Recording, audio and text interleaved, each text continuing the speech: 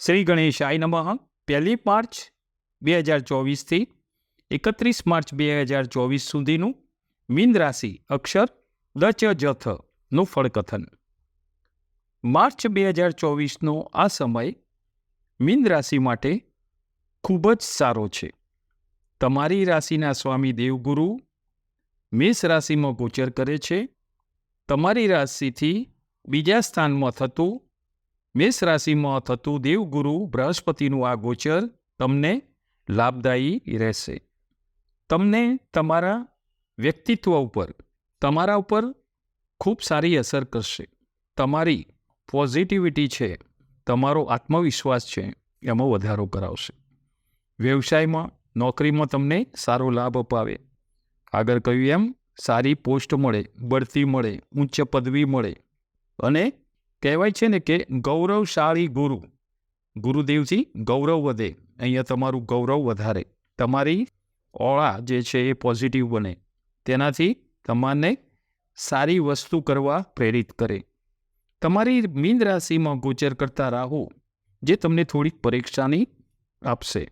વધુ પડતા પરિશ્રમથી તમને થકાવટ, તાવ તેમજ કારણ વગરની ચિંતાઓથી બ્લડ પ્રેશર જેવી તકલીફો પણ આ રાહુ જે છે તમારી રાશિના એનાથી, એ સિવાય પણ પડવા વાગવાથી પણ તમારે સંભાળવું પડશે. વાહન ચલાવવામાં પણ સંભાળવું પડશે. વાહન ચલાવતી વખતે વિચારે ન ચડી જવાય. ખોટા વિચારો એવા ટાઈમે આવે ને વાહન ચલાવતા હોય એવું ના થાય, એ પણ તમારે ધ્યાન રાખવું પડશે. વાહન અંકારવામાં આ વિચારો ખોટા ના આવે એ પણ તમારે ધ્યાન રાખવાનું. તમને તમારી રાશિથી 12મા સ્થાનેથી ગોચર કરતા શનિદેવ તમારી મહાદશા 7.5નો આ પ્રથમ તબક્કો શરૂ થયો છે. જે પ્રથમ માથા ઉપર, એટલે કે કારણ વગરની ચિંતાઓ વધે. આયોજન મુજબ બને નહીં. જે આપણું આયોજન હોય એના કરતાં કંઈક જુદું જ બને. આયોજનથી વધારે ખર્ચ પણ થઈ જાય અને વધુ ખર્ચથી એની સાથે સાથે ઋણ પણ વધે. અહીંયા તમારે ખાસ હનુમાન દાદાને ખાસ એમની ભક્તિ કરવાની. હનુમાન ચાલીસા શક્ય હોય તો સવાર સાંજ 2 ટાઈમ કરવું, હનુમાનજીના દર્શન કરવા. શનિ ગ્રહનું અહીંયા દાન પણ તમારે આપવું જોઈએ. મીન રાશિના વ્યક્તિત્વ વિશે કે જે તમે કેવા છો, જો તમારી મીન રાશિ છે તો તમારો સ્વભાવ કેવો, તમારું વ્યક્તિત્વ કેવું હશે, તે વિશે આ અગાઉ આપણે વિડીયોમાં મૂકેલ છે, એ જણાવેલ છે. એ તમે ખાસ જોજો. મીન રાશિનું વ્યક્તિત્વનો વિડીયો જોજો. તમને થશે કે ખરેખર હું આ રીતે જ છું. તેનો તમારો જે વિશેષ સ્વભાવ છે એમાં કયો છે કે કયો સ્વભાવ છે? પરોપકાર. આ કહેવાનું કારણ એ છે કે તમે આ પરોપકારી સ્વભાવથી તમારી ગમે તેવી મહાદશાઓ પણ હશે તો પણ તમે એને સારી રીતે, એ સમય પણ ખોટી મહાદશાઓમાં પણ તમને તેની ખોટી અસર બહુ નહીં જોવાય. તમારા ઘરનું કામ છોડીને, બીજો આ સારો સ્વભાવ, તમારું ઘરનું કામ છોડીને પણ બીજાના પરમાર્થના કાર્યમાં તમે રહો છો, જેથી તમને તમારા ઈષ્ટદેવની સહાય મળી શકે, તેમજ પ્રકૃતિનો પણ તમને સહકાર મળી રહે. ફક્ત તમારે તમારી થોડી દિનચર્યા સુધારવી પડે. જો જન્મની કુંડળીમાં કોઈ ખરાબ યોગ ન હોય તો તમારી દિનચર્યા ઉત્તમ જ હશે. પણ જો ખરાબ યોગ હોય, કોઈ ગ્રહોની ખરાબ યુતિ હોય, તો તમારે દિનચર્યા એટલે કે રાતે વહેલું સૂઈ જવું, સવારે ઉઠવું, પોતાનું નિત્યકર્મ, બરાબર, આ બધી દિનચર્યા તમારે સુધારવી પડે. વિદ્યાર્થીઓ માટે માર્ચ 2024નો આ સમય તમારા માટે સારો છે. સંઘર્ષોમાંથી પણ તમે રસ્તો કાઢી શકશો. ખાસ કરીને તમે જુઓ તો વિદ્યાના દાતા જે દેવગુરુ બૃહસ્પતિ, એમના આશીર્વાદ તો તમને મળશે, કેમ કે તમારી રાશિના સ્વામી છે. અહીંયા તમારી રાશિમાં મીન રાશિના સ્વામી જ ગુરુ છે. તો તમારી રાશિમાં રહેલા અધિપતિ ધરાવતા દેવગુરુ, એના આશીર્વાદ તો તમને મળશે.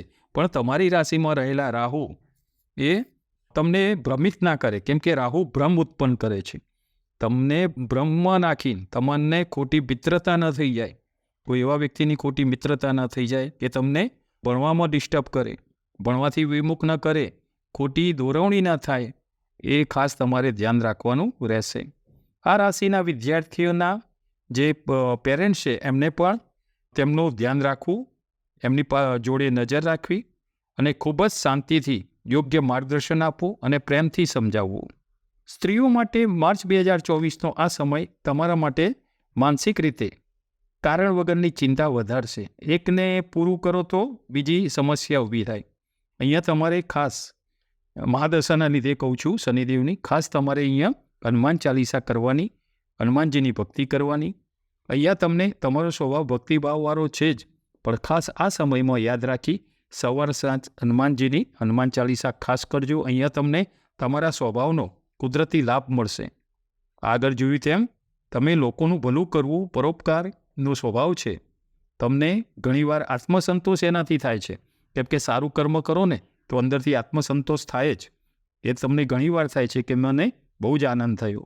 કોઈ તકલીફ આવે ખરી, પણ પેલી કહેવત છે ને કે સોળીનો ઘાસ હોયથી સળ્યો, એમ કોઈ પણ તકલીફ આવે ખરી, પણ જલ્દી એનું નિરાકરણ પણ તમારા સ્વભાવના લીધે મળી રહે.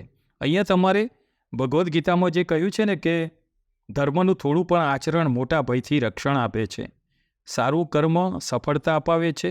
એક વાત ખાસ કહેવાની કે આ સમયમાં તમારે કોઈ પણ વાતમાં કોઈના પર ભરોસો રાખી આંધળો ભરોસો ન મૂકો અને અહીંયા તમારે કોઈના મધ્યસ્થી ન બનવું. પોતાનાથી થતી સહાય કરવી, પણ કોઈનું ખોટી રીતે મધ્યસ્થી બની અને બીજી વધારાની તકલીફ ઊભી ન થાય, કેમ કે આ મહાદશા છે. એટલે અહીંયા ખાસ તમારે ધ્યાન રાખવાનું કે કોઈના મધ્યસ્થી બની અને બીજી કારણ વગરની સમસ્યા ઊભી ના થાય, એનું અહીંયા તમારે ધ્યાન રાખવું પડશે. તો આ હતું મીન રાશિનું 1 માર્ચથી 31 માર્ચ સુધીનું ફળકથન. નમો નારાયણ.